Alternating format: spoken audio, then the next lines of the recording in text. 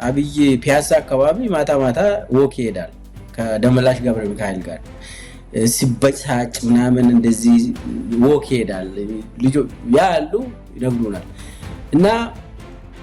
ማንን ነው ያባረረው ከዛ ዳዎችን ነው ያባረረው ምን ያደረገ ነው መዝናኛ የራሱ መዝናኛ ይሄ የሌብነት ስርዓት በጣም አይን ያፈጠጠ የሙስና አይነት አሁን አንዳንዴ ከተማው አማረች ምናምን ለማ እና እሱን ነው እንግዲህ ይሄ ትልልቅ አሳዎች ይታሰራሉ ወይ መታሰር ካለበትማ ቁጥር 1 የኢትዮጵያ ሌባ ዘራፊ አብይ አህመድ ቁጥር 1 እሱ ዝም ብሎ ይሄ በሚሊዮን ብቻ አይደለም የሚሰርቀው በቢሊዮን ልንገሪ መጀመሪያ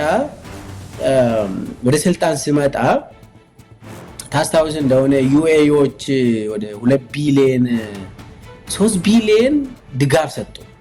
3 ቢሊዮን ዶላር ከዛ ውስጥ 1 ቢሊዮን በሻንጣ ነው የወሰደ አብይ በሻንጣ 1 ቢሊዮን ወስዶ የት ነው ያስቀመጠው ለብሔራዊ ባንክ ምናምን ይሄ ፋይናንስ ሚኒስቴር አቅ ለነሱ አላሳየም ለዚህ ጥያቄዎች ለመመለስ ሊደበቅ ነው ጀዝባኑ ወዶሽ የለም እዛው ላይ መልስ መስሎኝ ነበር ጠቂቻለሁ